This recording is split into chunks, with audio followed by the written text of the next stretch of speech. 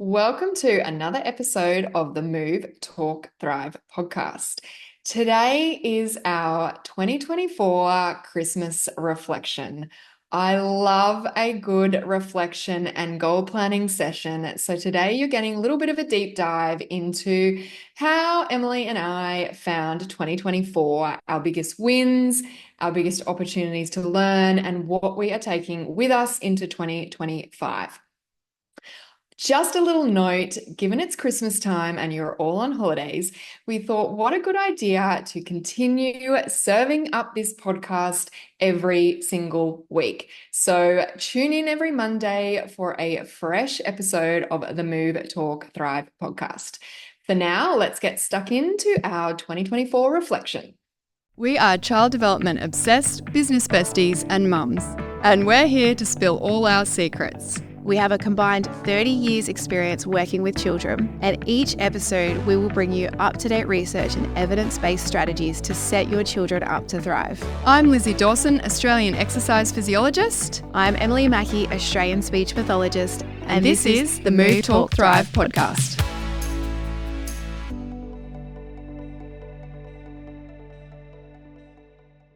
All right. I love this. I'm so excited. Hey everyone, Merry Christmas. Merry Christmas. I hope you're all really looking forward to Christmas in a couple of days and Break. you have celebrated. So we had our Speak About Christmas party last Friday on the 20th in the city, which was lovely, and that was our last day of business. And now Speak About is closed for 2 weeks, which is a well-deserved break for everybody in the team. Amazing. I always find that for business owners, this is the only time of the year that is like full, maybe Easter as well, but it's definitely a break, an opportunity to have a bit of a breather because it's the only time that like everyone's off. I know, I always really cherish this time of year. And it's not because people in the business are annoying or they contact us or anything. Like, we're always happy to help. I think it's just because you know that no work's getting done. So when you're actually on holidays, you're not going to come back to loads of work because no one else is working. So no one's moving projects forward or asking questions or needing your help on anything. So it's like a zen period. True. We shut for 2 weeks. Do you shut, Lizzy? Yeah, we are shut for 2 weeks, both businesses. No one is on. So yeah, nice little time to refresh, which is nice. Good family time. Yeah, everyone pretty much needs a break at this time of year, I find. Although if you're in America, it's different. You are just doing life as per normal, and you do your big 3-month break, which still blows out. I think it blows every Australian's mind that when you go to the UK or Europe, it's just like life as per normal. You have like your Christmas and Boxing Day, and then you just go back to work and it's fine because you have your massive break over summer. So different. I know, it's so weird. Easter's the same. They don't have, I remember they don't have like a break, like a 2-week holiday over Easter. Like it's smaller. Yeah, I guess we don't. It's school holidays, isn't it? Holidays. We normally just have the long weekend, like the 4 days off. But actually, hot tip, if anybody has been on social media and Instagram, there's lots of different posts coming around for next year of how you take your leave to maximize days off. And there's a lady that I follow, this is not endorsed or anything, just called, I think it's Finance Club or Finance Together, and she had a really good post on the type of leave you should take. And she was saying that around Easter, if you take like 3 days, you can end up having like 2 weeks off or something like that, the way the public holidays are falling this year. So hot tip, if you haven't put in your leave for next year and you're thinking how to maximize your holidays, have a look at different posts on social media around that, I think, so you can maximize yourself and your breaks. That's just absolutely love it. How good. Because we all need breaks, right? Like you need downtime, balance. Yes, which we did an episode on that, burnout and boundaries, which we talked about leave and things like that. But yeah, today we wanted to talk about our own personal reflections as we are. So we're business owners, course creators, mums, wives, podcasters. What else are we? So many different roles. And we wanted to share with you our reflections for ourselves, because I think a lot of people will probably be able to relate, and there's something nice and comforting about being able to go, oh, that's me as well. Like, being able to relate to each other, and also learning from each other as we go. And I always learn when people share their own. Like when Lizzie is always reflecting with me, I always learn so much from her because she has different strategies and her brain thinks differently, and vice versa. So we hope that this episode gives you a little bit of inspiration, encouragement, join the club vibes.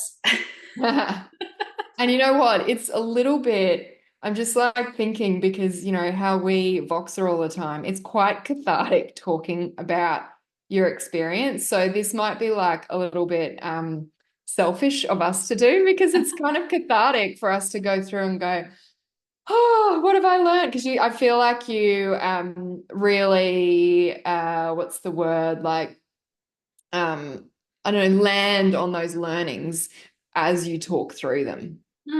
Yeah, I think well, I guess if you're a verbal processor, yes.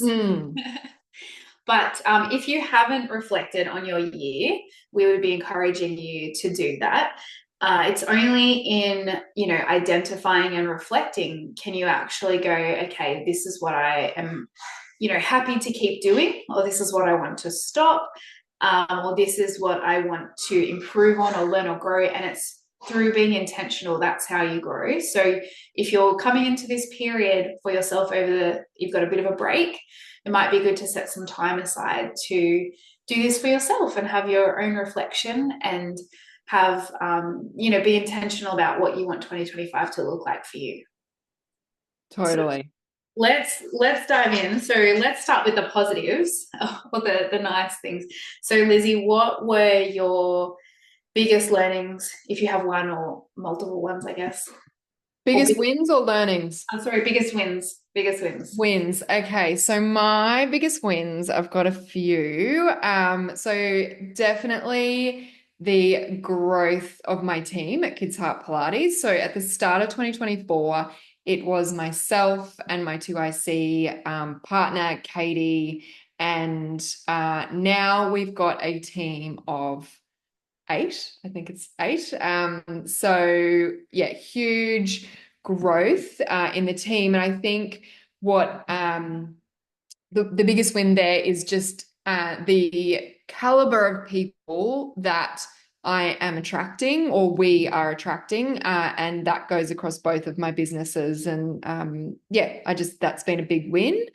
The next win is the people within my team stepping up into like leadership opportunities. So I've really seen some of my team really step up this year and go above and beyond. And that's been really inspiring for me to see as an owner of a business that people are on this journey with me and they're wanting to really step into that next stage of their career, and they want me to help facilitate that, which is really really exciting. Then the next one is the podcast. That's been a huge win for me. I have that too. Yeah. I've just adored it. Like I just think it's felt really easy. And yeah, to me that just means that I'm in flow with it, right? So that's been a huge win. I think, it's something that I've had on my list for years and have put it off, and it's just flowed so nicely. And I think it's just been really nice to do something with you and to catch up with you on a regular basis. Yeah, that's what we've always said. We always wanted to do something together, and that we've literally been saying that to each other for like 10 years. Yeah. So that's a huge win that we can actually work together and do something together. Yeah, it's been awesome. I feel like it's just been really nice. It's, putting something out there professionally, but serving me on a personal level in so many ways. And what did you say? What did you say the word was? It was cathartic. Yeah, it's cathartic talking about, just like being able to get on and just, it's because I'm just talking to my friend. We are recording it, but I'm just talking to my friend whom I talk to every day. So, which is, like And where our it's listeners, born. which are our friends, so yes. Yes, absolutely. And then finally, my final win is just the amount of opportunity that I feel that is surrounding me. Like I've constantly gone, oh, this is being so well received. It's, people wanting to work with me. Like I've stepped into a territory manager role in proactive through to, people wanting to work with Lizzie Dawson brand and then Kids Heart Pilates and then my team at Northside. So I just feel like lots of opportunities and I constantly gone, oh my gosh, this is exciting.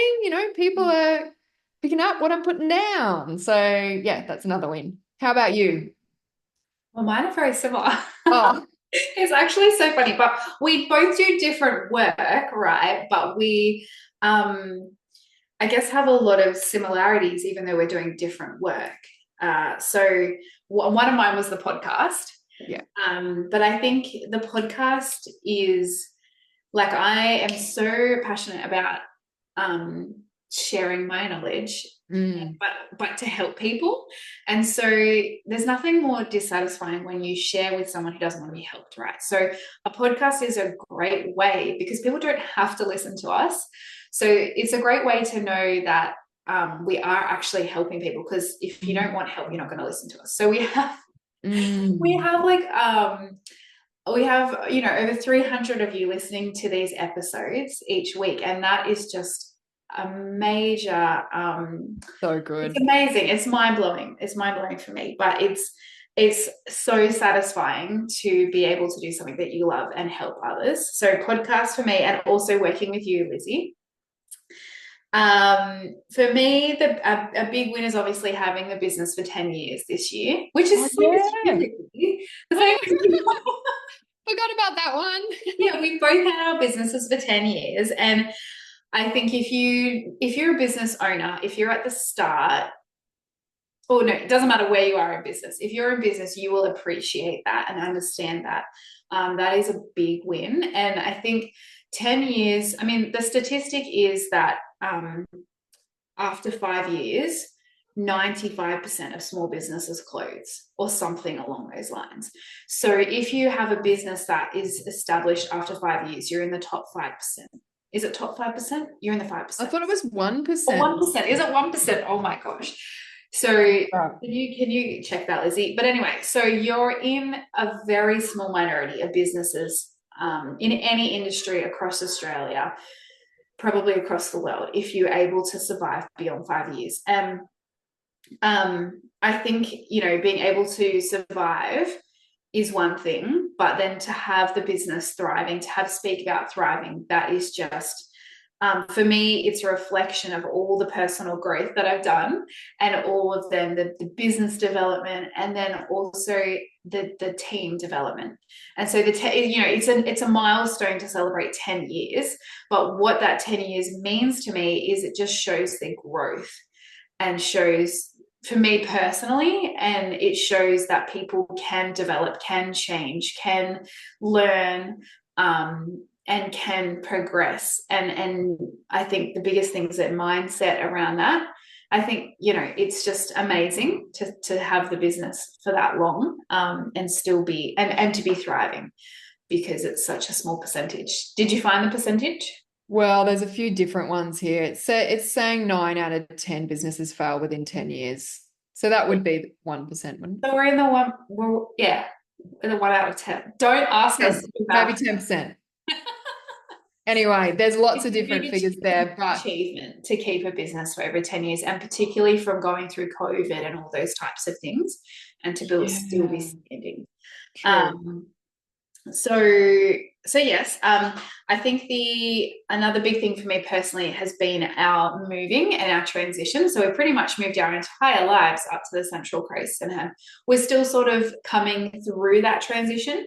But again, anyone who's a business owner and who has small children knows that it's no small mission to move, and transition, with your within your businesses and your life and your family and all of that. So, and to be doing renovations at the same time while you're living in a house, which we have done, which we are coming out on the other side of, that's a big win for us. And, it wasn't planned to coincide with Speak About's 10 years. That's just the way it happened. But it's really lovely that happened. And then I think for me, it is team, which you said team as well. But for me, it's seeing my employees become confident to step into new roles for 2025. I can't talk a lot about that because that's all happening at the beginning of 2025. But a lot of different members of my team have grown so much that they are now moving beyond what their role was in 2024. And it is such a privilege to be able to be a part of that growth with the team member and for them to feel really happy and satisfied at Speak About, but confident to step in and feel supported.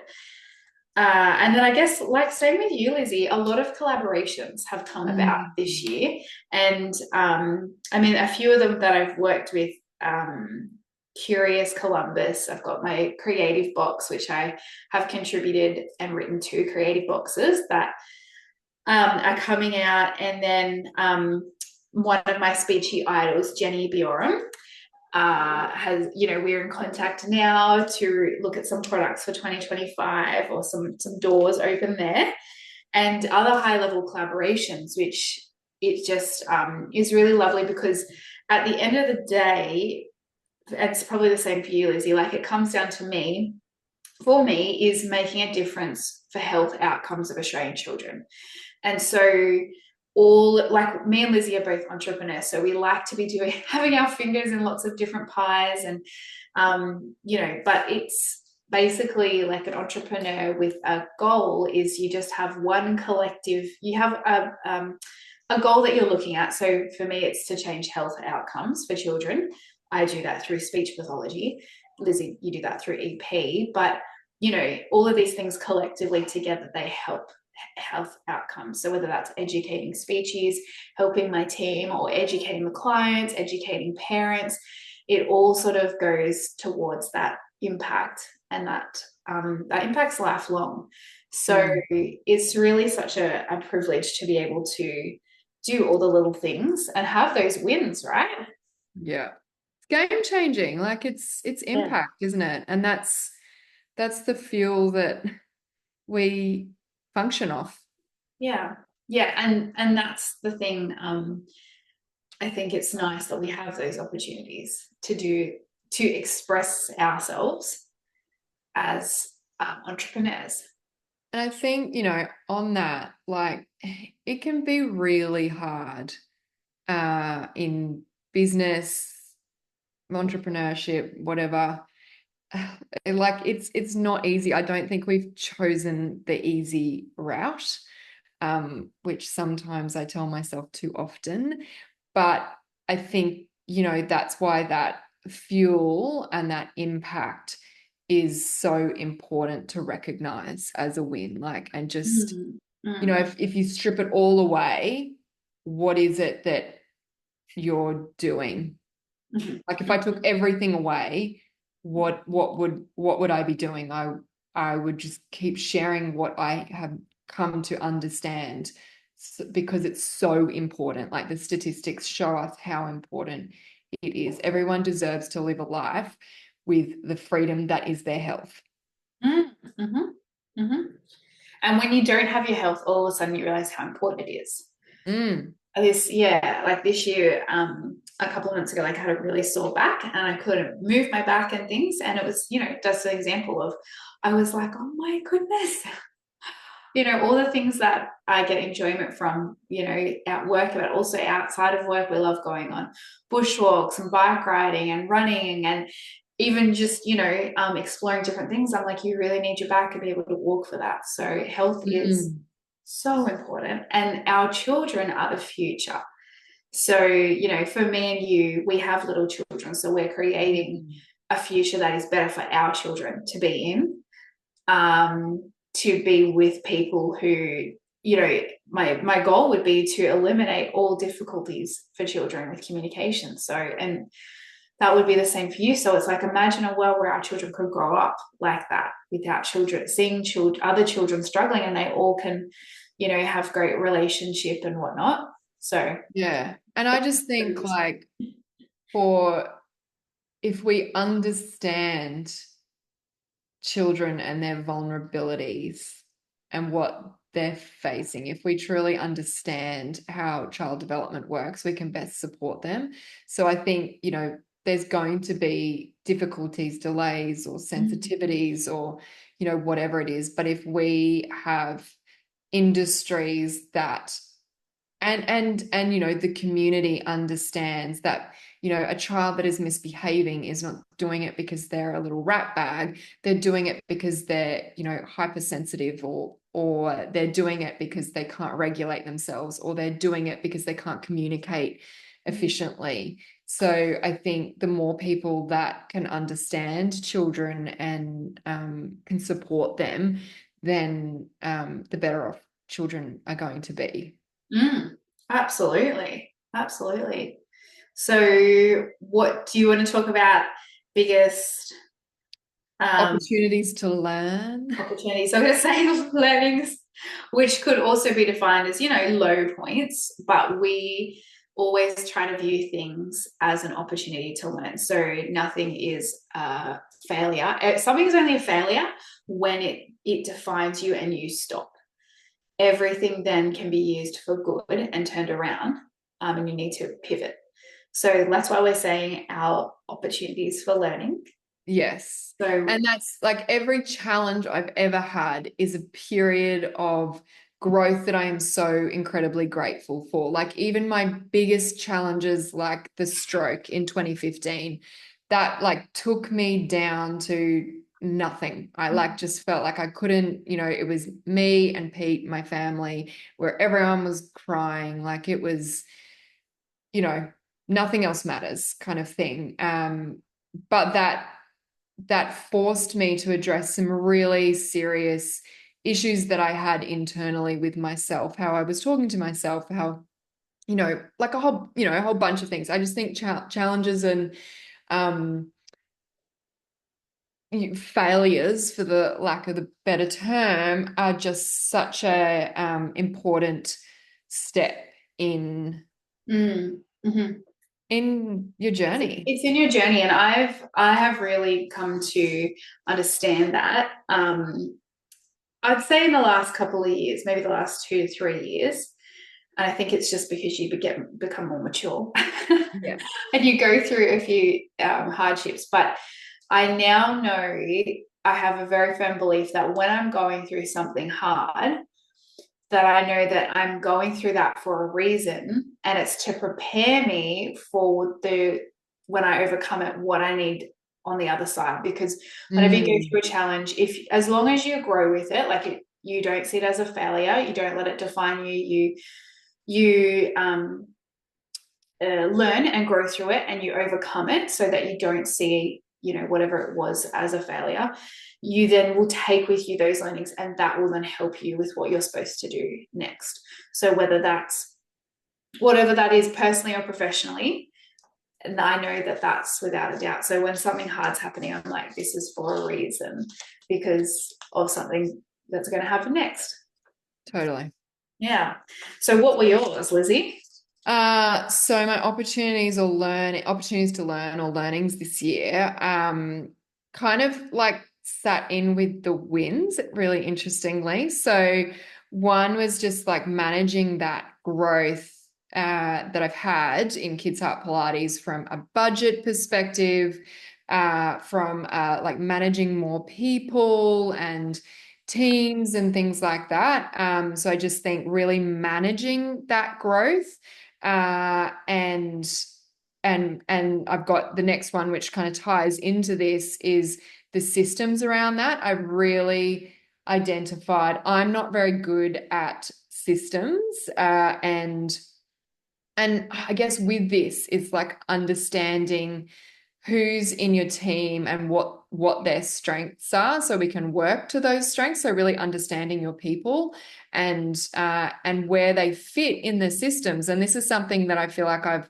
really learned through our conversations, like when we look at teams and how to best work with people, and then like systems and what systems to create, because I think that's something that you have done so well. And I just feel like that threw me in the deep end this year. And it all comes back to my third learning, which is just managing myself during this time, and just really being aware when I'm extending myself, the impact that it can have, and how what reaction it can trigger. And for me, that can be fairly intense anxiety.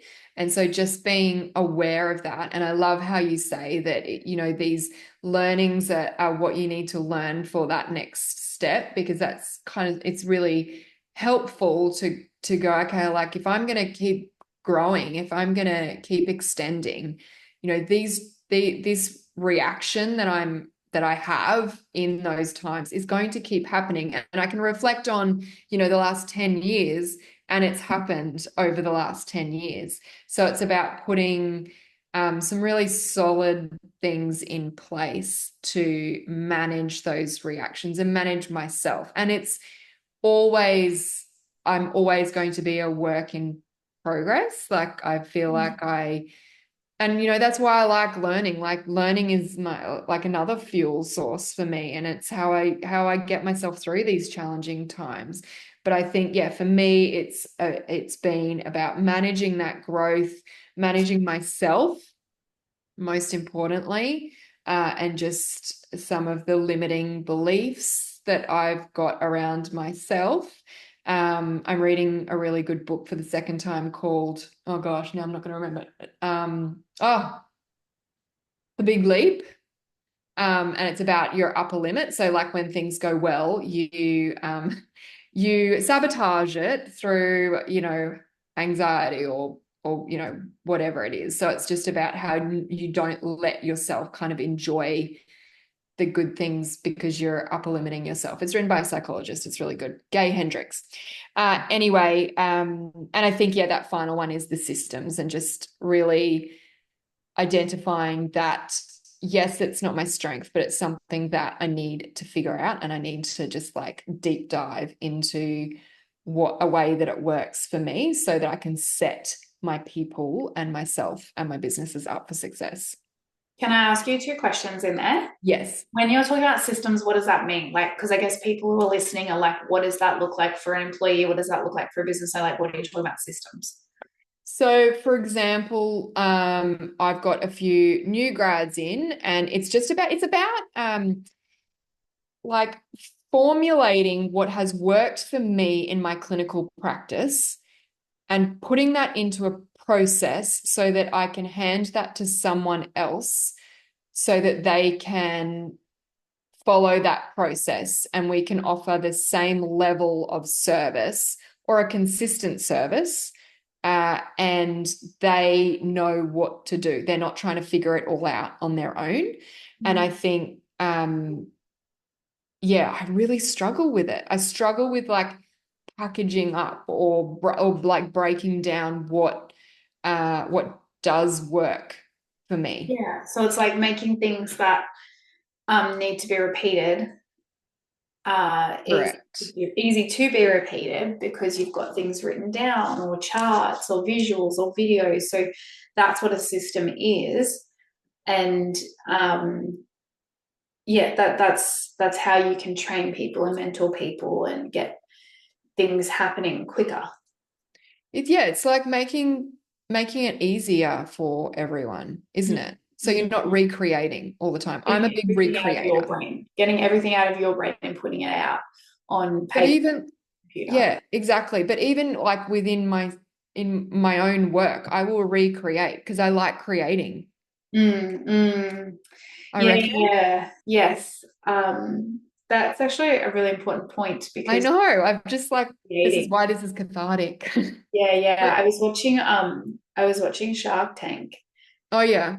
and they made that point just the other day, and they said you have to get to a point where you stop creating because how do you know if what you've done, like you actually don't know if what you've done now is what people want, whereas you can keep Mm, creating, but that might not be what someone wants.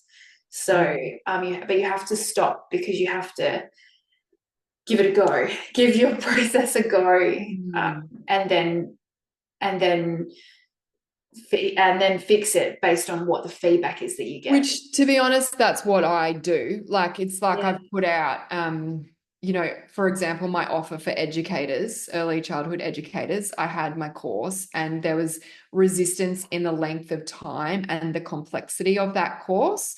And Yeah. so I've simplified that offering so it doesn't take as long. It's like really clear strategies to implement in a kindergarten environment.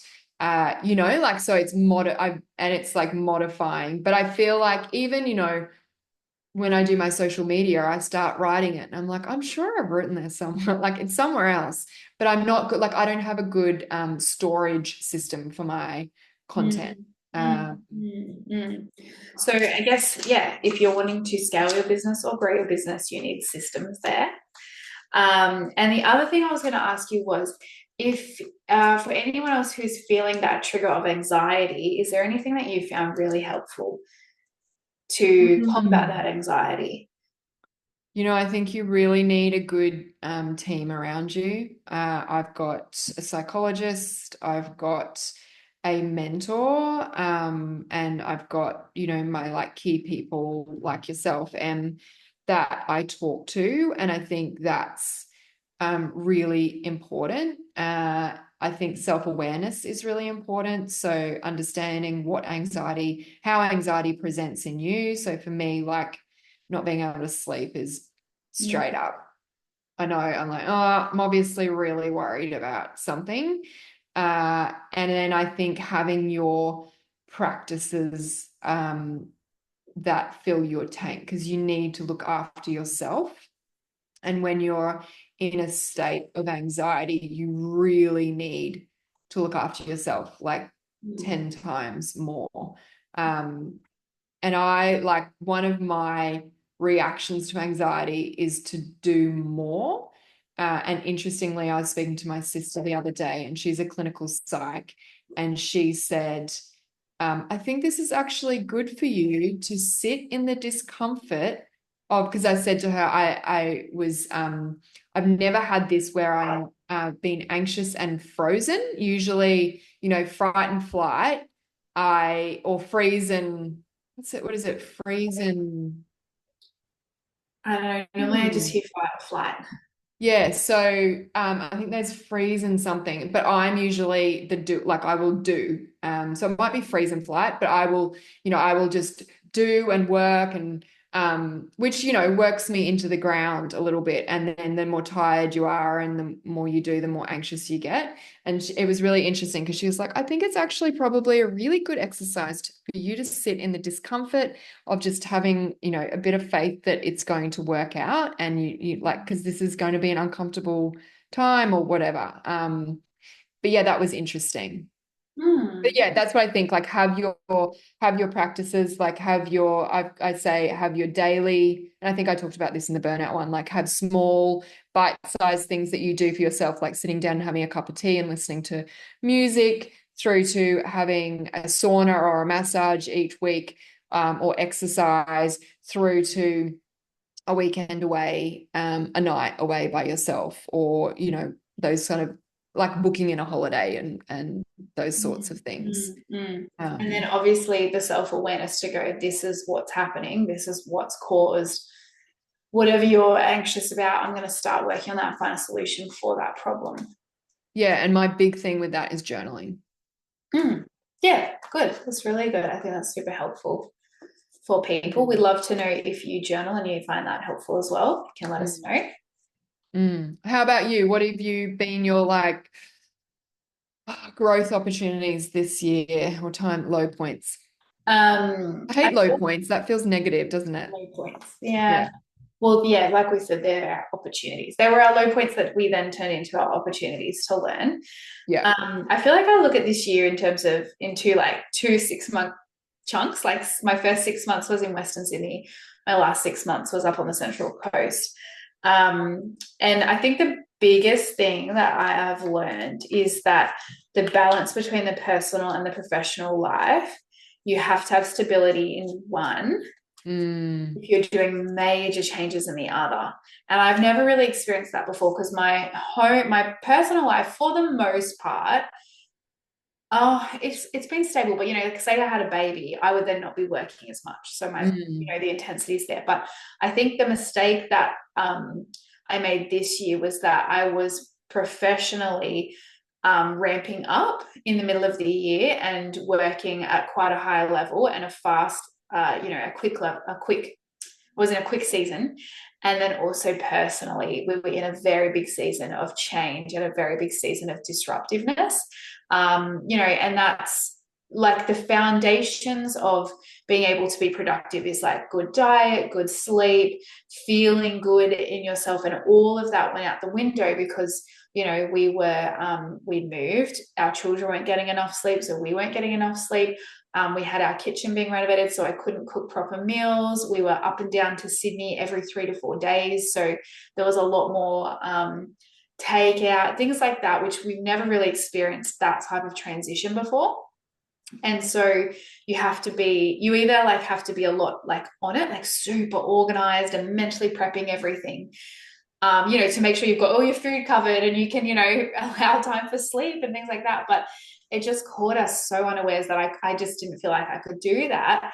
And then also then I was being expected to perform quite highly at work, in terms of what I'm doing. And so both of those areas being in chaos was, I feel like, a recipe for burnout. And the thing was, it totally took me by surprise, which again, that's probably why it was a big learning, because I didn't realize. And if anything, then I have learned that you've got to go a little bit easy on yourself in big times like that, because we did sit down, me and my husband in January, we did sit down and map out like our holidays, and we actually do that with our team. So I sat down with my team as well, and I was like, so we'll be off, I try and take a small break every quarter.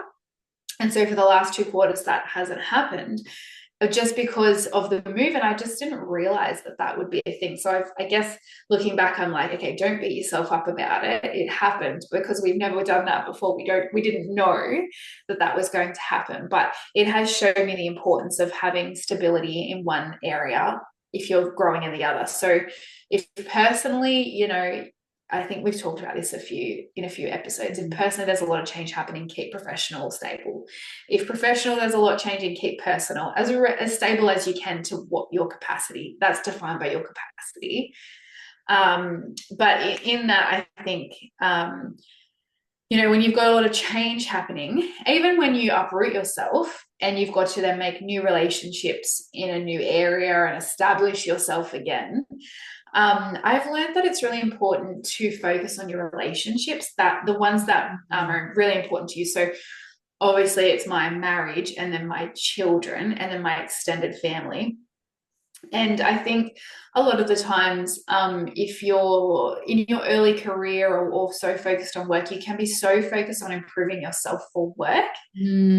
But it's actually more important that you're improving yourself at work, but for your personal relationships, because we're not like, we shouldn't be separate. We should be one person at work and at home. And so me and my husband, we have done a lot of work on building a better marriage this year and building that's a better relationship with each other. And that looks like, having a lot more vulnerability and discussions about the way that we view the world, because we both see things very differently, how we would both approach tasks, how we would both, with parenting, get on the same page with that. And I think that just requires time. So we've had to have time where we just sit down and go, okay, I am in the headspace just to listen to you. I'm not just listening to you to respond to quickly solve an issue, because we're in this frantic mode, like just kind of surviving. But we've had to spend a lot of time, when the kids go to bed, just trying to work through the different ways that we see things. And I mean, obviously we also work together, so that's a whole other level in there. But I think the main thing has been in that period of chaos, you sort of get to the point where you're just surviving. And so then we've turned that around a little bit. I don't think it's anywhere, you're never probably there, but to sort of use that more to communicate a bit better and try to not be as defensive. Yeah. And be a little bit more open to the way. And I think that for me, it's trust. So trusting people around me. And that's the same with that work, trusting that people are doing what they need to be doing. And there's like a saying, someone said it to me the other day, if you want something done, do it yourself.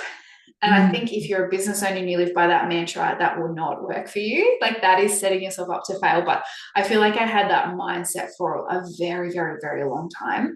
I was gonna say that's me like I don't know, maybe year 1 to 5. Yeah. So you have to learn to let go of that.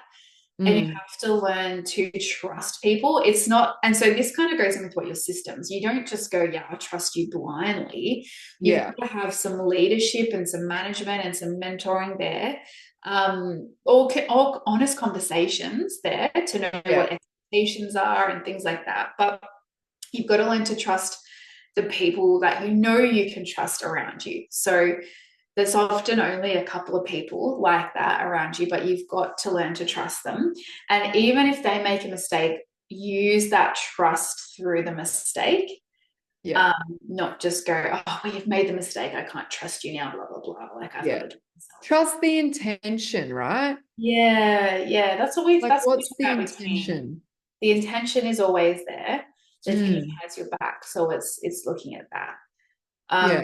And in all of those things that I've said, um, I think the best thing to help overcome any of those challenges for me has been to surround myself with people that are bigger than me mentally, who are doing bigger things than me, who are going to inspire me to like keep pushing forward with whatever it is, personally, professionally, to keep to the vision or the goals, because they have overcome whatever those things are, and they're like, oh, piece of cake now.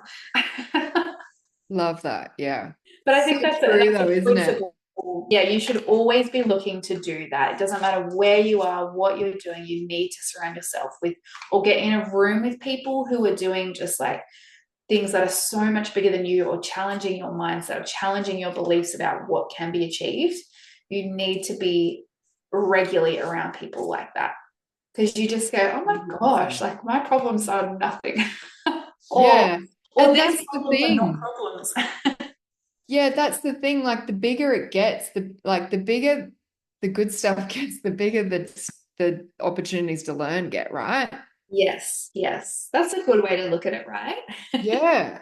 I mean, Good but way. that's that piece, and that's why what you said really resonates with me in terms of like the next step. Like this is preparing me for the next step, because what I'm dealing with now is going to be small bickies compared to what I'm dealing with in Mm-hmm. the next 5 years or whatever. So, So it's all kind of part. And when I look at, oh, I remember in 2018 when I was freaking out about A, B, and C, I'm like, oh, that's nothing. I wish I had that, those struggles right now. So I think that it's just perspective, isn't it? perspective, yes. And so, we always can use our hindsight, but sometimes, hindsight is a bit delayed. So that's why you always have to be around people who are bigger or can bring that perspective to you, I think, in the moment. And just get it, right? Yes. And Yeah. just get it. They just go, oh yeah, I hear ya. Yeah, I've been, yeah. I had that problem too, but I've overcome that problem. yeah, you'll get through it. Wait till you're dealing with this. Yeah, yeah. So I think, like we've said, everything is a journey. We're all on our journeys, and we've just shared a little bit vulnerably about our things. Are there any particular lessons that you're taking into 2025, Lizzy, or that kind of goes with the Oh, evolution? yeah, there are.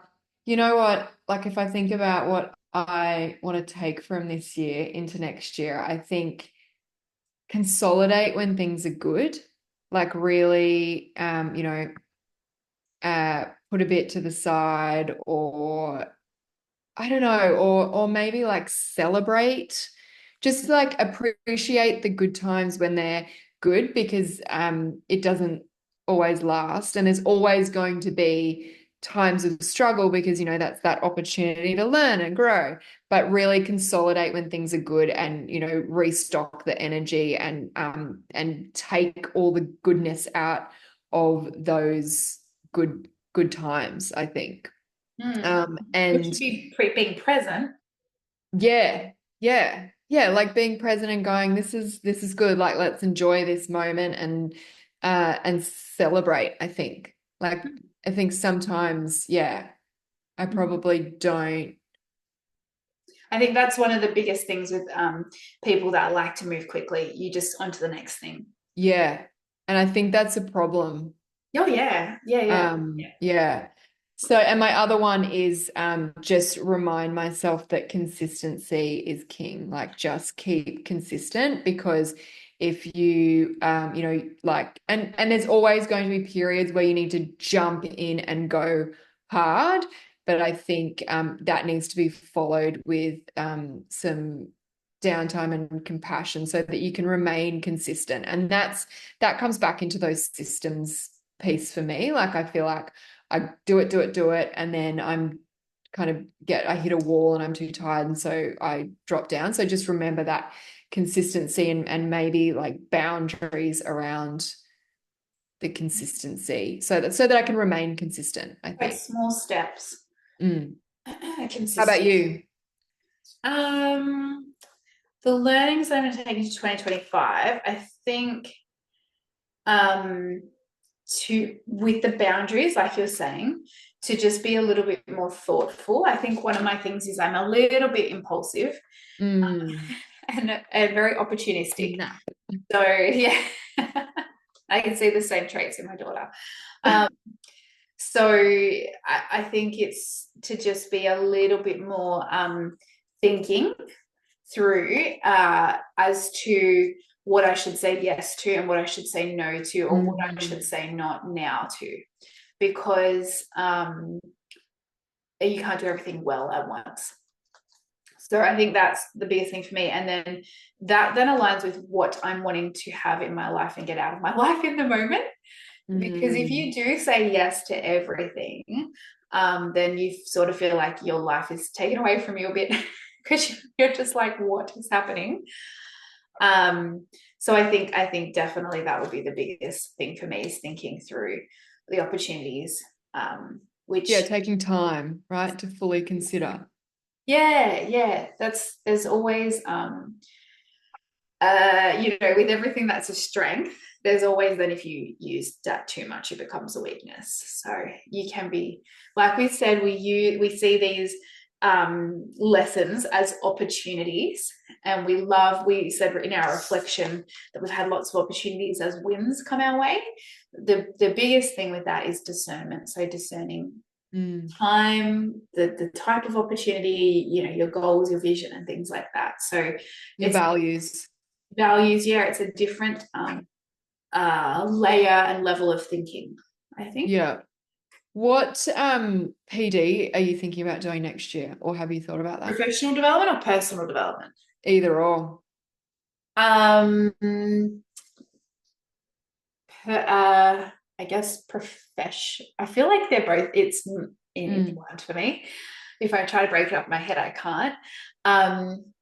Professional/personal development. I would like to do some more things about team, but I think Yeah. that's a necessity for me. So I've quoted him before, Patrick Lencioni. So he actually has a certification, a 2-day certification that you can do for teams. So I would love to do something like that. What's that called? I don't know. It's about working genius and things, but I would love to do a certification in that. I want to do my PD professional development. Like, I'm always reading the research and reading new things, but I would like to, yeah, I guess I'd like to do a little bit more. And if there's a tailored course that comes out more about language development and things like that, I would be very interested in doing that. My team, we have had a few people do sounds right. I haven't done it myself, so I would like to do sounds right for any speeches out there. Personal development, I think just seeing what happens in terms of what area I need to work on as it pops up. So mindsets, it's always things to do with mindsets, communication, emotional management, relationships like marriage. I also said like parenting. I feel like probably parenting will be a bit on the cards next year. Yeah. Yeah. Yeah. So a little bit structured, but a little bit unplanned as well. Yeah. Yeah. Yeah. I haven't really mapped mine out, but I'd like to do some professionally, like clinically. I wouldn't mind doing some trauma um development, like just really understanding trauma, because we see quite a lot in some of the kindy or early learning work that we do. And I think understanding how that presents, yeah, I would really like to understand that more. And I also would like to do some quals on primitive reflexes. Yeah. Okay. So that's my clinical. Professionally, definitely team. And even just talking about it, I'm like, how am I going to have time for all this? But team definitely, and probably just more around, and this is kind of links into personal, just about mindset and just self-management, particularly if I plan to continue to extend myself. Like I feel like yeah, some of my old little tendencies popped up this year, which took me by surprise because I feel like I thought I was kind of past them, but I guess it just means that I extended myself to a point that um, it popped up. So just like revisiting and maybe doing some deeper work around, my anxiety and those limiting beliefs so that I can take myself to the next level. And family and parenting. Yeah, I think parenting is always a big one. I don't think that's ever going to change out of our lives for a very long time. No, because they'll keep changing and the needs of them will keep changing. Yeah. I think one thing I'm really proud of myself that I didn't mention this year, I felt like halfway through the year, I stopped myself and went, I am so in work mode. I'm not spending time where I want to be spending my time with my kids and my family. And I feel like I reset myself on that. And I think that just comes back to those values, right? Absolutely. And that's how you can only reset yourself when you know what your values are. Yeah. That's right. Yeah. So we hope that this episode has been helpful, if not vulnerable and reflective, and a nice little, stories to listen to. So I'd love to leave you with a few little tidbits, summary bits, just as I've been listening to Lizzy. But I think going into 2025, you need to remember to surround yourself with bigger thinking people than just you.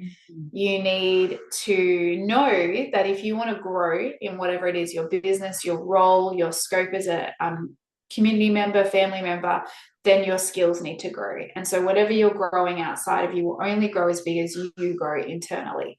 So if you're wanting to have that growth in 2025, then you need to start looking at yourself and looking at your skills and that sort of thing. And I think as well, if you're goal setting or thinking about these things for yourself now, think about what a big goal would be for 2025, where you would like to see yourself at the end of 2025, and work backwards from that to what you need to be doing. And if you are a business owner, or if you are a manager of people or working for people, the best people want to work with the best leader. So again, it's working on yourself and improving yourself. And if you're open to that, then you will be having opportunities and you'll be growing. And 2025 won't be without its hardships. but you will see them all as an opportunity, hopefully. So we hope you've really enjoyed this episode. If you have any questions, by all means, let us know. We might take a little bit of time to get back to you because it's Christmas. And Merry Christmas. And we hope that you have a lovely time with your families. Thank you so much for listening this year. It has been, like we said, one of the big things that are highlights of our year, doing this for you all. And we're wishing you nothing but the best going into 2025.